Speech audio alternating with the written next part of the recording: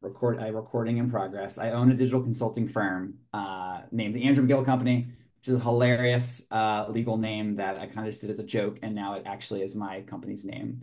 That helps organizations like the Washington Post, CNN, build new stuff.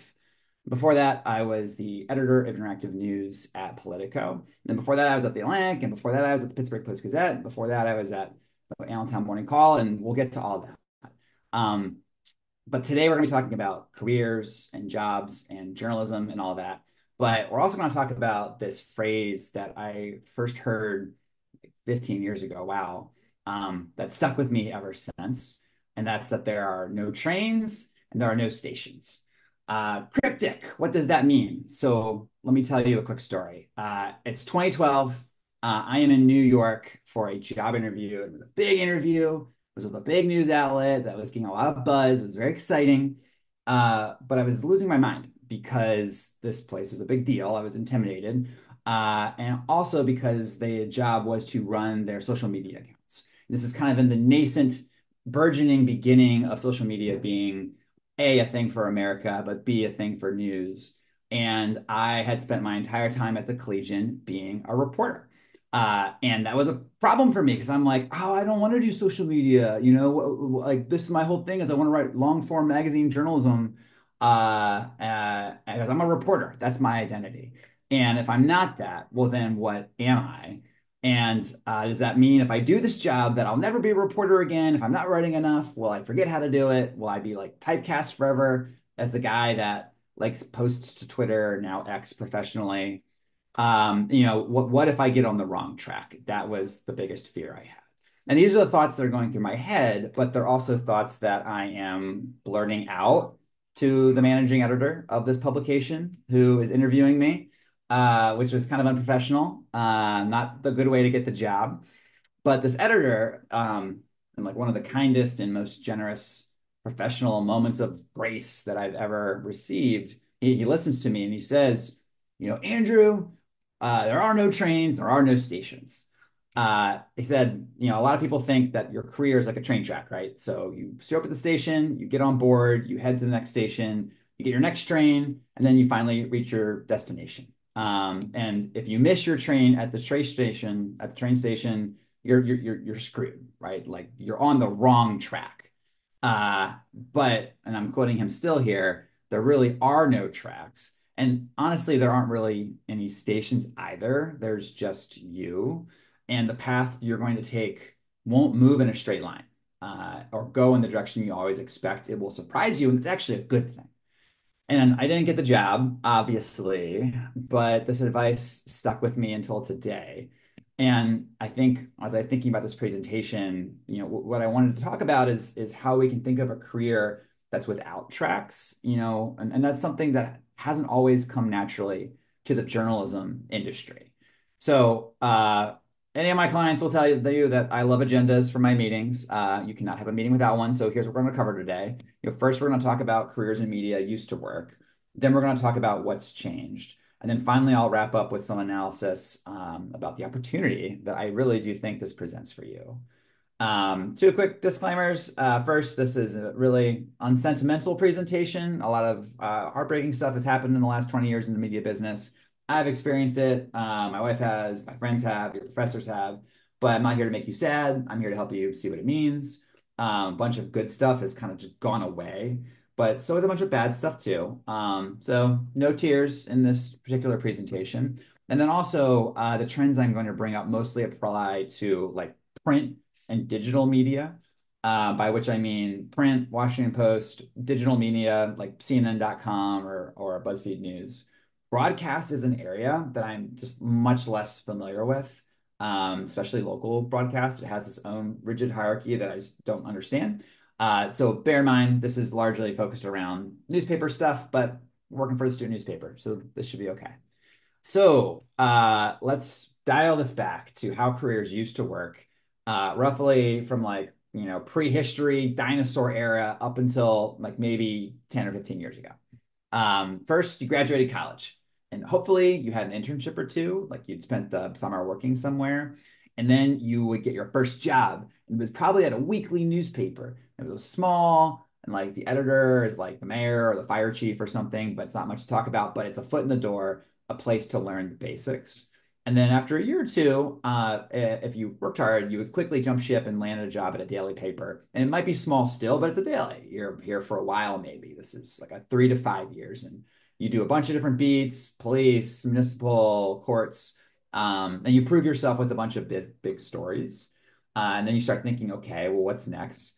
Well, probably another daily newspaper. And this might be somewhere else in the country, though, and it might be bigger. And maybe you have a more prestigious beat, like you're the city hall reporter or you're an arts critic.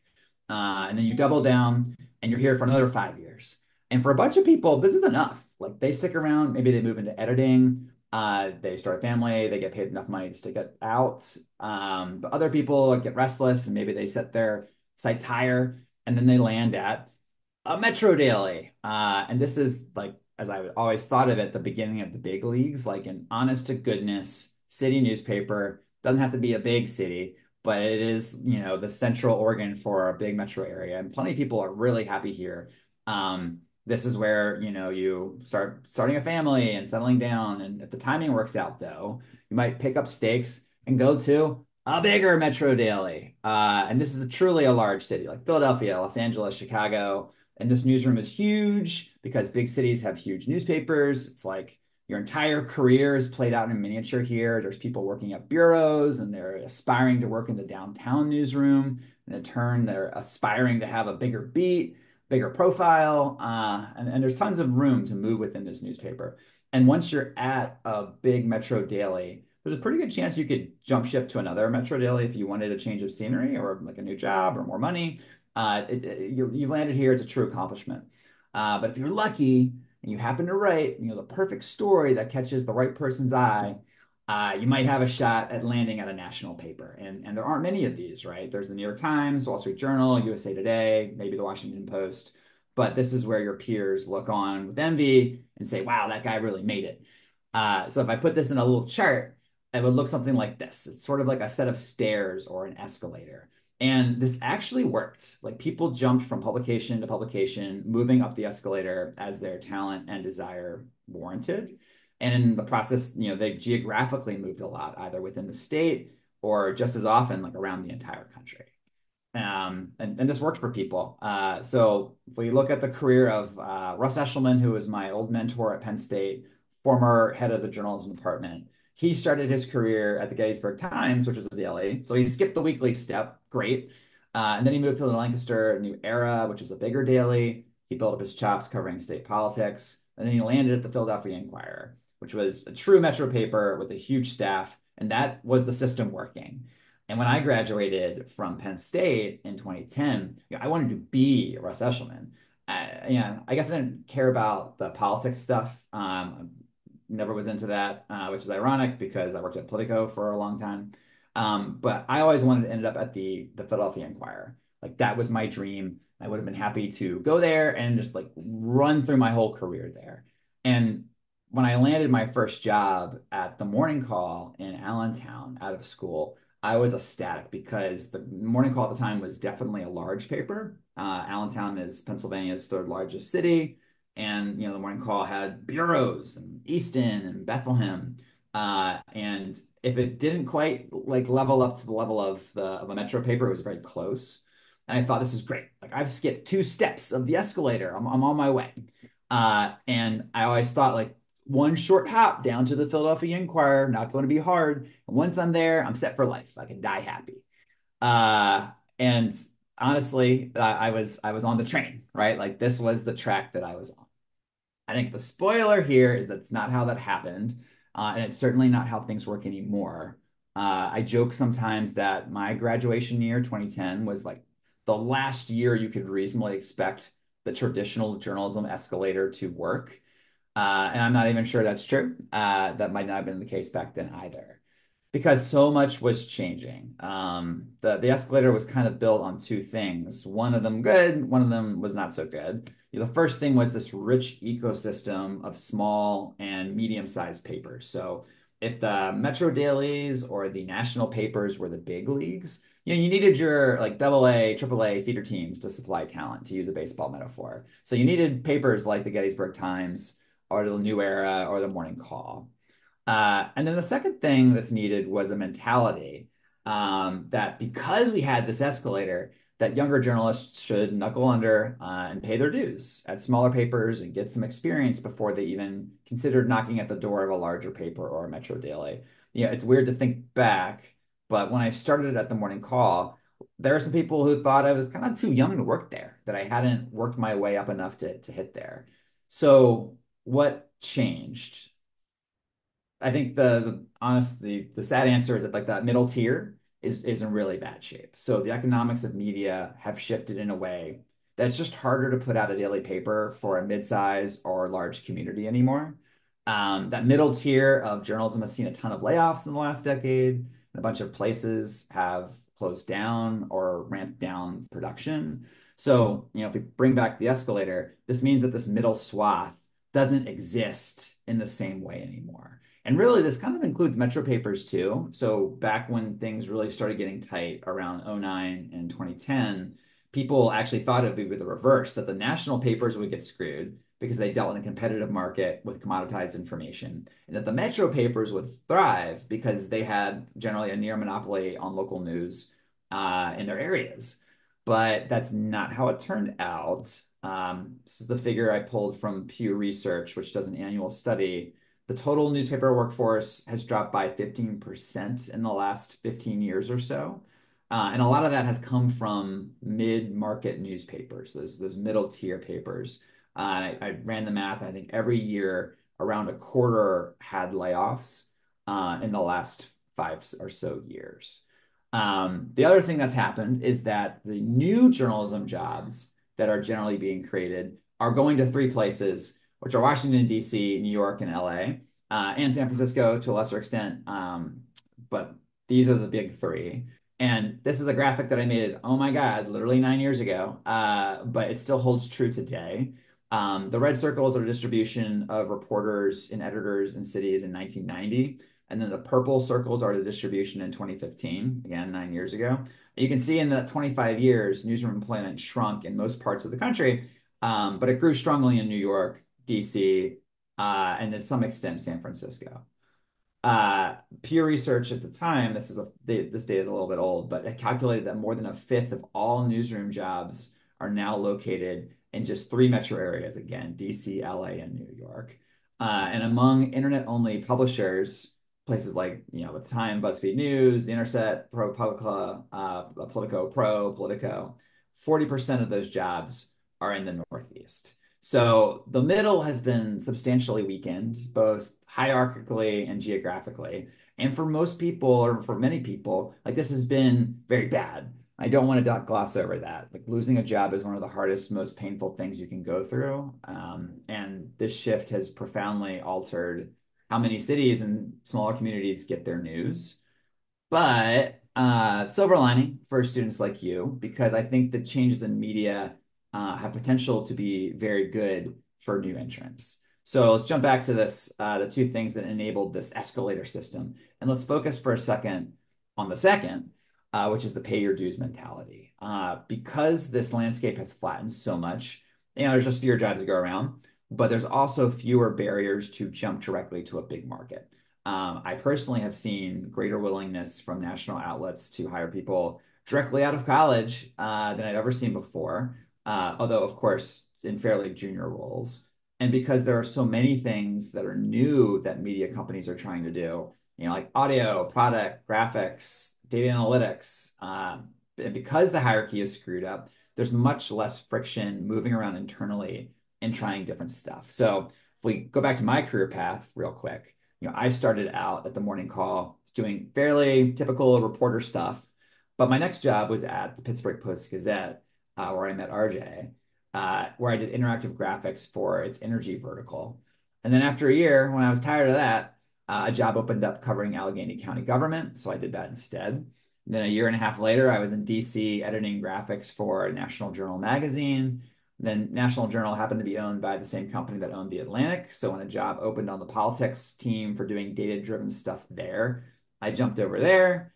And then I got really burnt out after 2016, and I wanted to see how like a technology team would work for real. So I left the news division at The Atlantic and I joined the product team. And then I got sad and wanted to go back to the newsroom. So I left to lead the interactive news team at Politico. And then when I realized that I had enough experience that I could hop from project to project and not need to work for a single company, and I started my own thing. And that's the Andrew McGill Company. And this kind of weird circuitous path, especially the jump from news to technology and then back to news, was only possible because the barriers to try new stuff were so low. And I just don't think this would have been possible back in the days of the escalator. So it's not just me, by the way. I'm thinking back to Politico. I know a recent graduate who started as a web producer and moved to be a breaking news reporter. And he just did his first shift reporting at the White House, which is awesome. At the Atlantic, I met an editorial fellow, which is kind of like a 6-month intern, who got hired to help manage their membership product and now is the newsletter editor at Fortune. At the Post Gazette, another recent graduate who was originally hired to write about business, is I think still the Washington correspondent, might be a little out of date. Basically, media organizations are more willing to trust young people who can show they know what they're doing. There's also much more exciting stuff to do in media, jobs that never existed before. So everyone's trying to crack digital distribution, and they need people like the folks that are graduating from Penn State now to help them solve that problem. And this is a tweet I pulled from a bunch of years ago now, but sticks with me, which is why it's so important for your mentors and your professors to keep an open mind as well. Samantha here is talking about, and at the time she wrote this, she was leading social media strategy at BuzzFeed. She's talking about how, she just did not get the support for going into a different part of the news business outside of reporting. And I think as educators, we need to expose you to all the career opportunities that are available to you and not just the jobs that the escalator used to serve up to you. This point is so important. I'm going to devote 2 slides to it. In short, I just think there's a lot of different ways that you can do stuff that you like and contribute to the overall mission of journalism. So I know I might sound bearish, by the way, on local news, and I'm not. I'm just saying that the escalator is not working like it used to.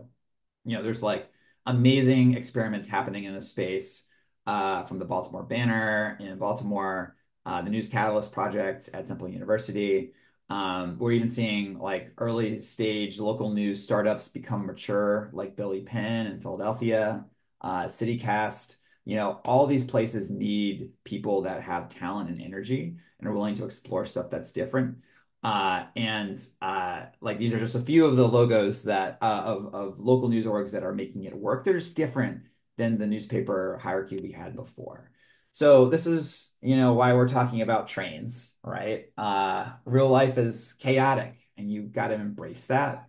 We're at this really weird but unique time in media where you're allowed to break convention. And with that, I'll wrap with some tactical advice. So number one, I think it's really important. Don't be afraid to apply for a job in a major market right out of school. As we discussed, that's where the jobs are. So I would always suggest you look for entry-level opportunities, or maybe not even entry level, and apply.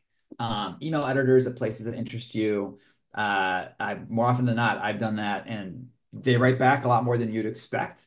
There's also this growing layer of what we used to call business-to-business publications like BGov, GovExec, Industry Dive, Politico Pro, that are actually like the new launch pads for young journalists to then jump into broader parts of the same organization. So you might go from Politico Pro reporting on like energy policy to then jumping to their main news team and covering a presidential race.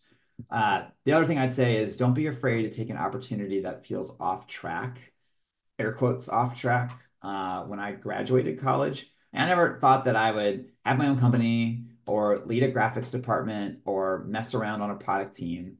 But I really can trace to where I am now by all those little moments where I swallowed my doubts and I tried something that was a little bit uncomfortable. And again, there's no such thing as off track. And then, of course, the most important thing at the end is that your job is not your life. So for all the talk of twisty career paths, your actual life is much bigger. So like, let's just like pinch and zoom here. And actually probably should be a little smaller. Yeah. This is life. Like your job is not your only identity. It's part of it. It's something you do for 40 to 50 hours a week. So it's hopefully something you enjoy. But your job's gonna like break your heart and you're gonna break your job's heart. You two might as well get straight. Like you're not married to your job, you're not in love, you're not even friends, you just work together, and that's okay. Uh, I guess I'd say this, like this is pretty much all I have to say. I appreciate you having the time, taking the time to listen to me. Hope it was helpful. It's always weird to come back and give advice and say, well, is this anything? I hope this is useful for the next 10 years. So if I had to boil it down, so I do think this will stick around. My last piece of advice is what the guy said, that there are no trains and there are no stations. And that is it. So I will kick it back to you guys and RJ for any follow-up questions.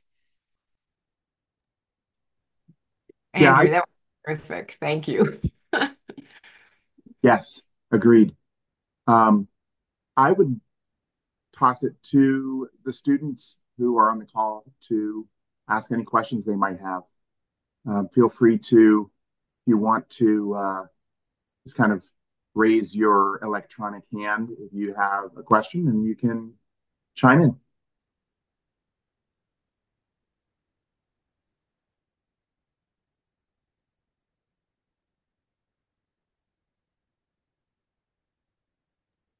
All right. Well, somebody gets brave. I'll tell you a Oh, story of Claire, a. Claire got Oh, brave. good. Claire. Sorry, Go, Claire. hit it. Hi. What other sort of media opportunities were you involved with on campus when you were a student here? I honestly was 100% in the Collegian. I like went into it body and soul. Um, the only other thing that I also did, I did com radio for a bit, which may or may not be still around. It was the university, like the college communications radio program, digital radio, which honestly was great for getting me out of my head for being so print centric. Uh, I'm not, yeah, again, I don't know much about radio broadcast career paths anymore. But I will say that one thing about the Collegian too is I did a bunch of different stuff. I did police reporting and I was managing editor, but I also was web editor and like redesigned the website at one point. So within the Collegian, at least at my time, and I suspect today, there's still a lot of room to move around and try different stuff, which I would think would be super important.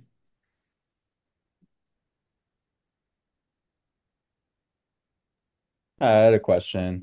Um, so I'm the managing editor right now, actually, of the Collegian. So I wanted to just ask, um, like, how do you think the editing experience kind of made you a better reporter, like once you graduated from college? Yeah, congratulations. Thankless job. Everyone thinks about the editor-in-chief. I'm like, managing editor, guys, okay? We're really in the Yeah, trenches. somebody's got to make the paper. Exactly. And again, my oldest friend Rosalind's on the call and she was the editor-in-chief, so I can only diss it so much. So what I would say I'm is like, laughing out loud. Great segue, Andrew. thank you. Uh, Sam or Samuel, sorry if I Yeah, missed your Sam works. Yeah. Sounds good. I think being managing editor was really helpful in defining my taste, oddly, because like so much copy comes your way, and oftentimes, despite what the line editors have done, it's just not good enough for you yet. And you have to figure out how you're going to edit it or pass it back. And over doing that for a whole year, you start to build this muscle of like what I want writing to sound like. And that infection, well, not infects. That's a weird way to put it, but it does. It infects your own writing, and you're much more self-critical. But you have like this inner muscle build up as an editor that you're just much faster. So I went to the morning call. Like my bosses were always like, McGill, your copy's so clean. We love that about you. Which was like a weird compliment. I thought like, yeah, well, you're paying me to write for you. It should be clean. But I do think it's like it's somewhat exceptional for a young writer to be able to pass copy up to an editor that they don't have to do too much with. And I really credit being managing editor because I was the guy cleaning up copy and I just built these big bulging biceps of knowing what I didn't like about writing and then applying that to my own work. And one more thing too, I think it also taught me a lesson that I thought I still think about, and I definitely did when I was at Politico, which is you have to know when you have to have a light hand in editing. Like you're never going to get a story that's written exactly the way you want. Mhm. And if you rewrite it to be the way you want, your reporters will hate you. And it's also disrespectful of them, and it's also not helping them learn. And I really struggled with that at the Collegian. I was definitely a heavy editor in my first semester. I got better for the second. And by the time I was leading the team at Politico, I knew that like, okay, this may not be like an A plus effort. I could get it there if I just redid it all myself, but I can get it to a B plus, and this person will learn a lot more, and they'll also feel like it's their own work. That's the other little thing I wish I could have told myself in your position a little earlier. Yeah, no, thank you for the insight. That's great. I was just wanted to ask about like the idea of saying no, because I feel like that's something that I've like had a little bit of a hard time with so far. As like if I just get a story and I think for whatever reason, like it's just not publishable, like it needs to be sent back for whatever reason, what's kind of a constructive way to say that to somebody, especially because everybody here at the Collegians like volunteer reporters, it's not like they're professional.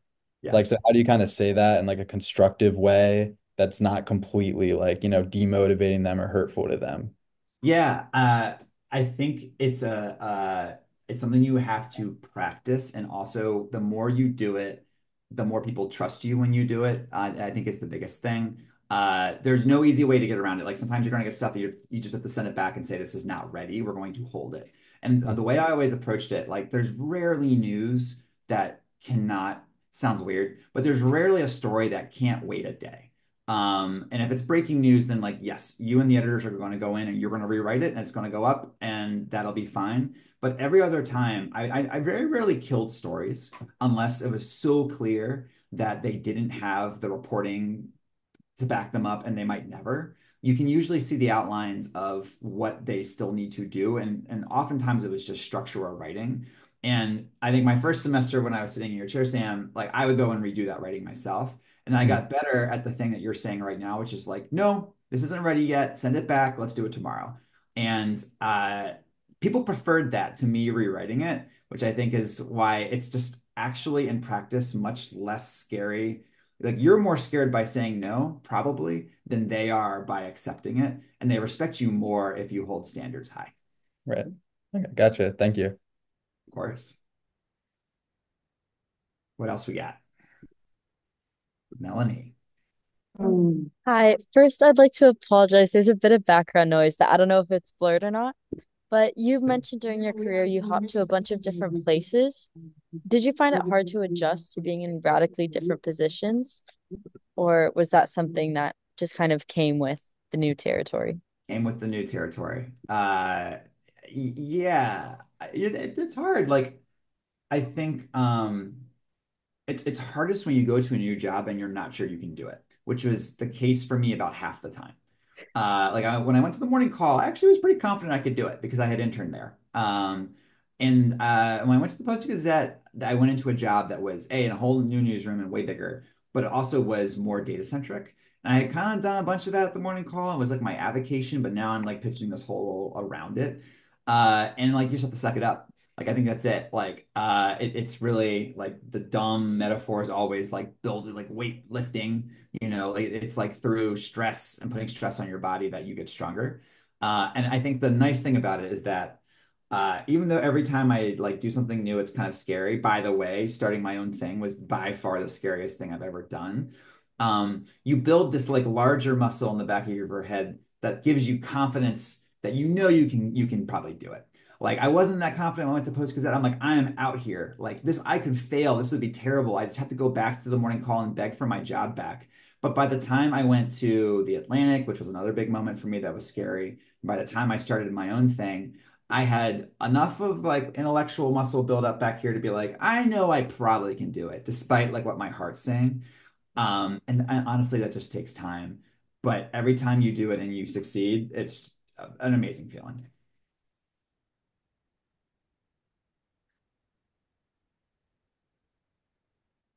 So, Andrew, if you don't mind, I'm going to ask you a question that was asked of me today by a high school student. And I found it to be an interesting question and kind of a hard one to answer. So, I apologize in advance if this is hard for you to answer, but if you could go back in time and you knew what you know now about how the industry changed, evolved, collapsed in some ways, what would you do differently, if anything? Would you change anything? Uh, it's funny, like there's so many, just, I mean, even outside of work, I ask myself this question a lot. And my default answer is like, no, I probably wouldn't change anything because all these things defined who I am now, and I'm very happy with where I am at now. I think I would have like aimed even higher for certain stuff. When I went to the Atlantic, I was really intimidated by the writers around me because I had come from this small magazine and lucked into this job doing data reporting, and I just did not have the confidence to like really put forward my ideas for a while. It took a long time. And also my stories there that I wrote at the Atlantic were very like me pretending to write for the Atlantic. So this isn't really necessarily me changing a decision, but I wish I could go back and be like, dude, like people really respect you. You work really hard. You have a great team of like family and friends around you. Like if you work hard, they're going to really be impressed with you. Just trust that. And I think th that more than anything, I wish I had that like that little injection of confidence because I got there. I mean, I feel good now. But there were some really, really tough times that I wish I could go back and be like, it's just not that deep. But career-wise, no. I mean, if you took my advice, right, I would have been like banging at the door of the New York Times, and or the Washington Post, and trying to get in there on day one. And I remember like when I went to the work for the morning call, I had another opportunity, which was an internship at the Boston Globe, and I turned it down, and even though I had it, I'd flown out there and like interviewed there, which was cool. They flew me out from University Park, which was insane. It had to be really expensive. But it was like 2009. They had a ton of money. But I also got the job offer at the morning call. And I remember talking to one of my professors, and I was like, okay, well, I got this sure deal. Like we're in the middle of maybe a recession. Like I probably should take the morning call. And I'm glad I did because I met so many great people there. But the professor was like, wrong decision, McGill. You should go to do the Boston Globe because it's just going to be such a bigger entry for you. You're going to learn so much there. You're going to meet so many great people. And while I don't regret the decision to go to the call because it ended up being great for me, I do wonder if I had been more bold, if yeah, my life would be even better. I don't know. Hard for me to say because I really don't have that many regrets. But if I'm bringing it back to like a lesson I would give, it's like, yeah, just don't be afraid to extend your neck a bit. Like you're not gonna die.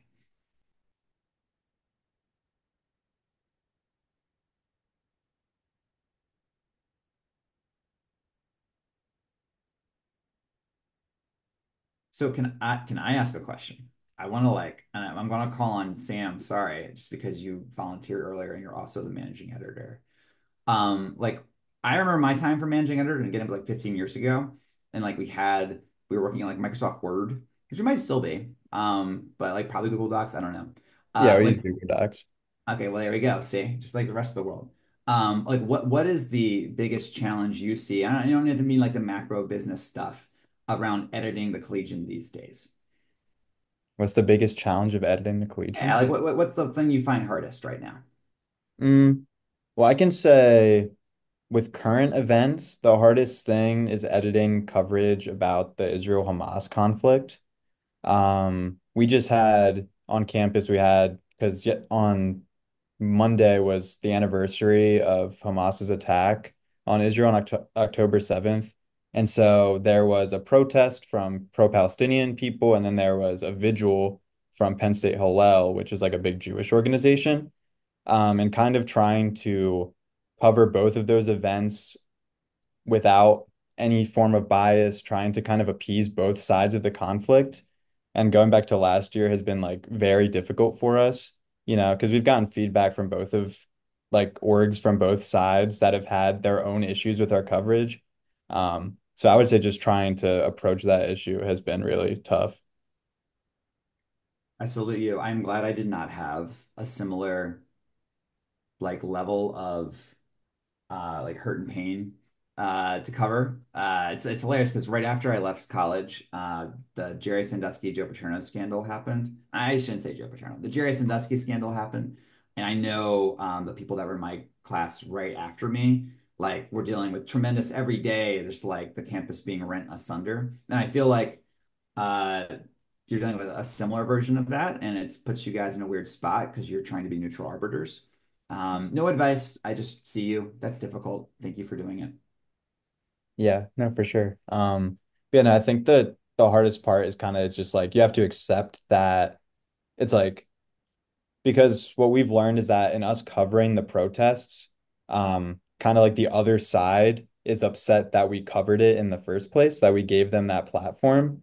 And that's one of those things where it's like, well, it's an event on campus, we are going to cover it, right? So like it's kind of just like having to accept that you're not going to please everybody with your coverage. Like, we have to put in our best faith effort, but like not everybody can be happy. So that's kind of like the lesson that we're like starting to learn. You know what I mean? Like we have to do our best journalistically, and that might not make everybody happy. Like the news and events of the world won't make everyone happy, but we still kind of we have to do it the same way. So that's kind of what I've taken away from it. Well said.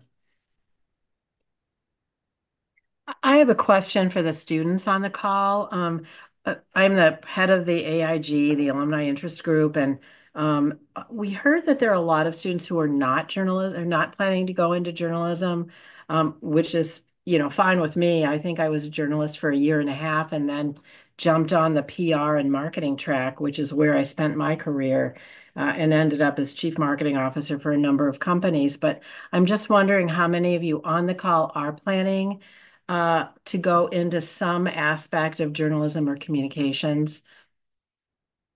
If anybody wants to own up to that, if you're not, and you could answer me in the chat if you want. Yeah, I am. I'm planning to.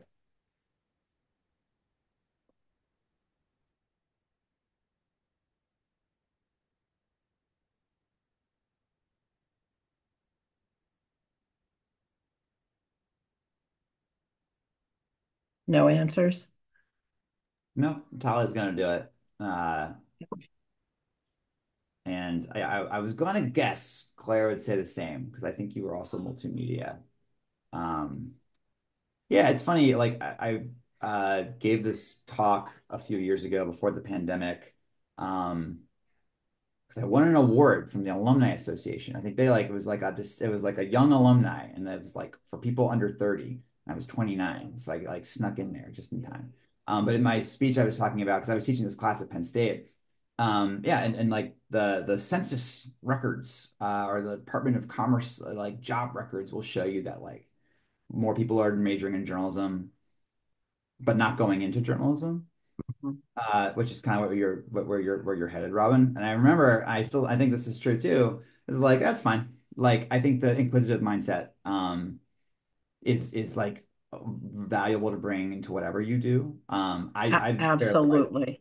I mean, yeah, I mean, maybe I kick it back to you. Like you had your year and a half, and then you went into marketing track and got high. Like CMO is the real deal.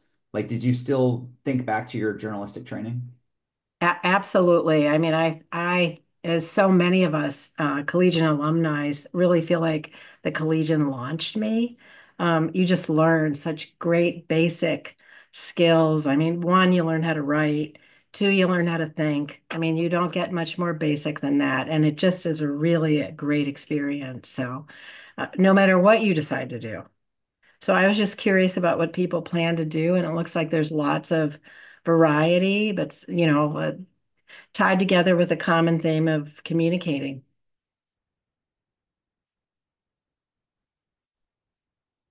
I would love to go into journalism, but I just like, I guess what's holding me back is just like the uncertain future of it. And like, since it's kind of like, struggling right now in its new, like internet digital age, um, and like, not a whole lot of people trust the news now anymore. Like, a lot of people think it's biased, and maybe there is some truth to that, but yeah, so I'm just kind of that's where I'm at.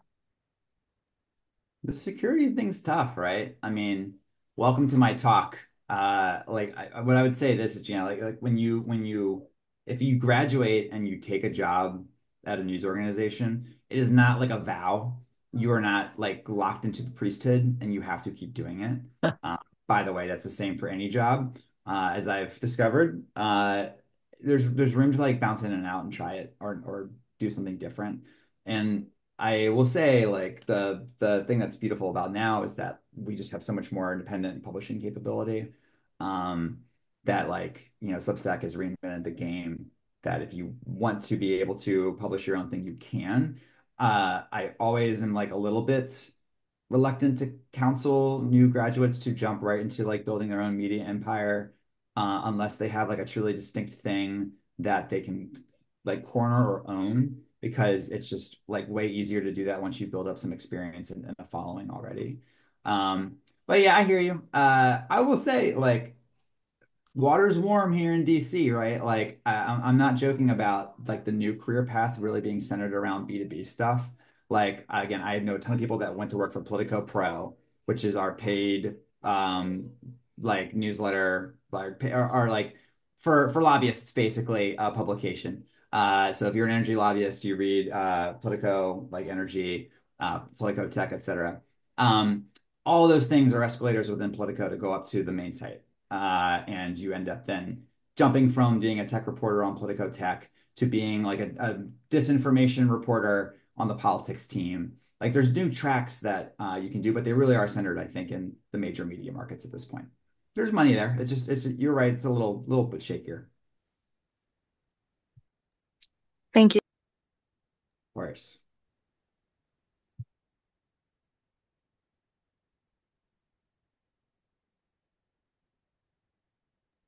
I know you guys probably have a newspaper to put out soon.